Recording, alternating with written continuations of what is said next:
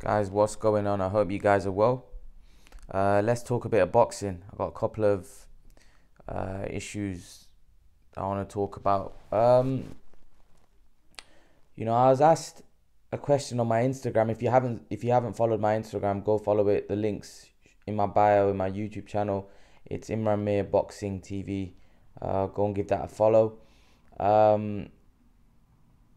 Asked me about Kell Brook fighting Terence Crawford and what Kell Brook needs to do to win that fight. In my opinion, listen, at the end of the day, we've all got our opinions.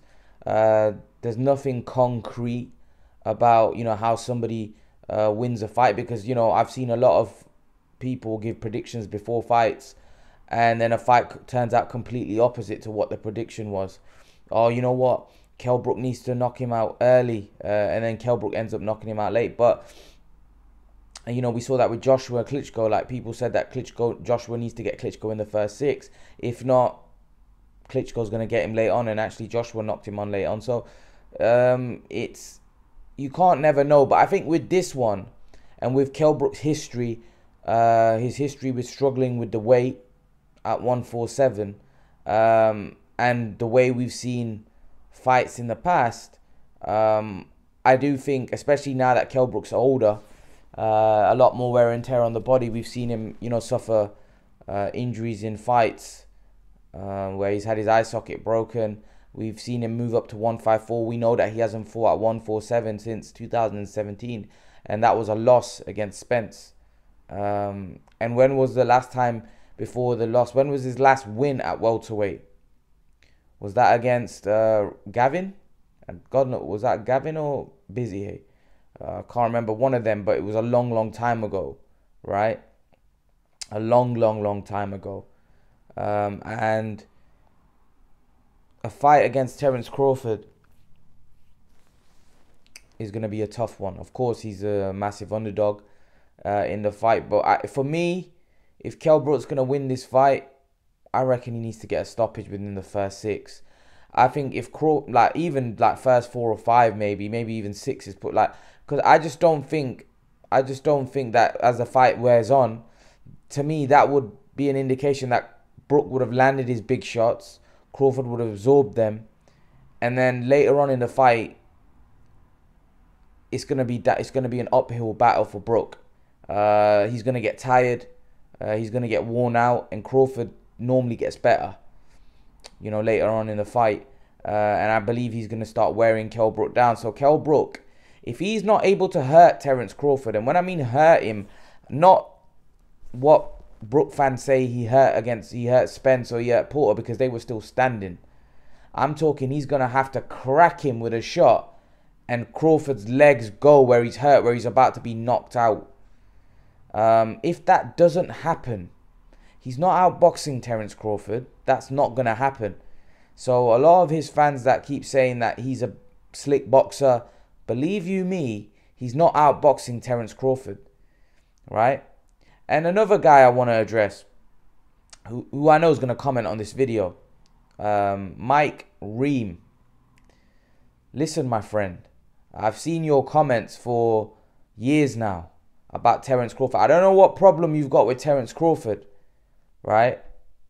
But you need to stop the hate for Terence Crawford, right? The guy's a world-class fighter, and you come on every post and every channel that I see, and you're always giving Crawford stick. I don't know what problem you've got with Terence Crawford, right? But I hope, because before the Khan fight, I saw your comments then as well, and you were saying Khan's going to destroy him, this, that, and now you're saying the exact same thing in this Brook fight. So I hope if Crawford wins against Brook, there's not going to be another excuse to why Terence Crawford's trash in your mind, right? Because your constant trashing of Terence Crawford is, I don't know what issue you've got, but yeah, I just think Crawford gets a lot of hate for some reason. I don't know why. I don't think he deserves it. But in terms of what Brook has to do, Brook needs to jump on him early and knock him out early. If Brook is not able stand Crawford up or beat Crawford up early on or knock him out early on in the fight, I don't think he wins the fight. That's just the way I see the fight going. He's not outboxing Crawford. He's not going to win a decision, right? The only chance he has is in the first 6 rounds if he hits Crawford and knocks him out, which is a possibility. It's a slim one, but there is a possibility that Kell Brook could stop Crawford early on in the fight. If the fight goes late, then I think Crawford would have absorbed his shots, and Crawford is probably then going to take over and start putting a beating on Kell Brook. But early on in the fight, yes, I think it's more than possible for Kell Brook that while he's fresh, while Crawford is kind of cold, because Crawford's not known being a fast starter, Kell Brook could definitely jump on him and look to take him out. But Kell Brook's going to have to go for it early. Because I do think his tank's going to empty later on in the fight. He's going to have to jump on him and go for it. He's going to have to go for it. Simple as that. If he wants to make a dent in Terence Crawford, he needs to go for it. And to be fair, Kell Brook's got nothing to lose. He's expected to lose. He hasn't got anything to lose in this fight. Apart from he's got everything to gain, nothing to lose. You know, he wins, his name's back out there.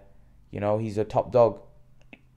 Loses and puts in a good performance, his stock still rises. He can continue fighting. Maybe he could fight Liam Smith at 154. So, to be fair, I don't think Kell Brook's got a lot to lose. Unless he doesn't get washed. If he goes in there and gets completely destroyed, then obviously, then, you know, that's probably it. But if he goes in there, puts in a good performance, then he's got a great chance of, even if he loses, he's got a great chance of maybe getting a Liam Smith fight, which would be a big payday for Kell Brook as well. So, I think Kell Brook will do all right in the fight. But like I said, if he wants to win, I do feel he needs to go for Crawford early and put it on him, because at the end of the day, Kell Brook should be able to absorb Crawford's shots. You know, Crawford's power isn't nothing special. He should be able to absorb those shots, and Kell Brook needs to make his physicality, his strength, the fact that he's a bigger man and a natural 147 man, naturally big guy at 147. Whether I don't know whether now it's a disadvantage him even making that way. Time will tell. But he needs to make that show, and that will be shown early. Because as we saw with Spence, early on Kell Brook was doing well, and then later on he just faded and Spence took over. Crawford would do the same, but Crawford is not going to look to bully Brook, because he can't do that. Crawford's going to look to box him and just outbox him, and then later on he'll turn up the heat. But that's why I'm saying Kell Brook's going to have to jump on him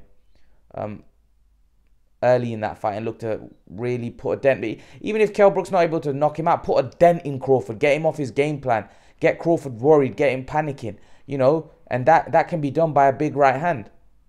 Let's see what Kell Brook's power is about. Let's see how powerful Kell Brook is. Well, this fight will tell us a lot. So that's my take on it. If Kell Brook's to win this fight, for me, it happens in the first 6. After that, it's downwards battle and uphill task for Kell Brook. But I want to talk about another issue. Dillian Whyte and Alexander Povetkin's fight has been called off. Povetkin is tested positive for coronavirus, and that fight is now off. So, what next for Dillian Whyte? Now, there's been a lot of talk about. I think Dillian Whyte really wants this Povetkin fight, because Povetkin's knocked him out badly, and I'm pretty sure he wants to revenge. But it's kind of a difficult one for Dillian now. What does he do? Because he's not getting the Povetkin fight. Who does he fight? Now, there's names out there. Obviously, everyone started talking about Tyson Fury. Frank Warren's come out and said, no, Dillian got poleaxed in his last fight. That fight don't make sense. To be fair, I don't agree with Frank Warren. I'd rather see him fight Dillian Whyte than fight Ajak Kabayel or Takam. How does that make any sense? You know, if Fury's gonna fight, who's Fury gonna fight? You know, Kabayel's not really a credible dude, really. Dillian Whyte's a credible guy, even though he got knocked out against Povetkin. You know, so if it's not Mike, I think here's the thing.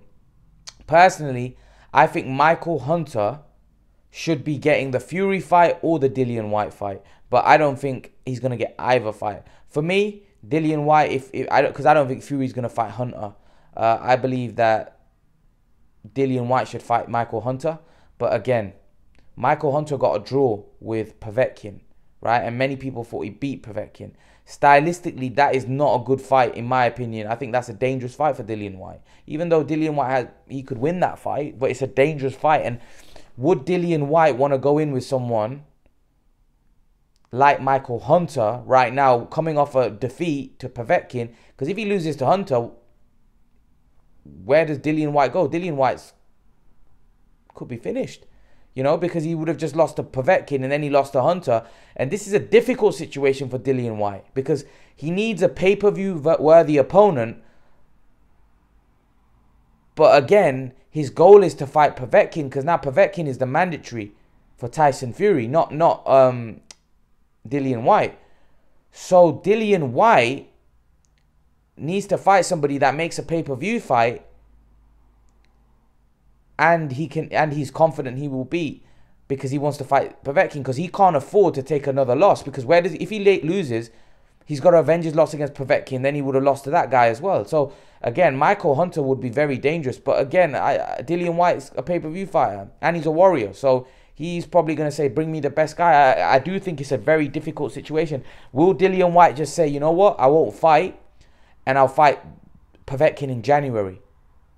That's a possibility as well, because I don't think he could find someone that's pay-per-view worthy that's not going to be dangerous for him. And like I said, Dillian Whyte cannot afford another loss. He just can't. You know, it would affect a lot of things. It would affect his pay-per-view status. He won't, in my opinion, I don't know whether will be a pay-per-view fighter if he loses again. Especially if he loses to like Hunter, or even if he loses to Povetkin again, that would be affected. Also, his title shot, there's no hope.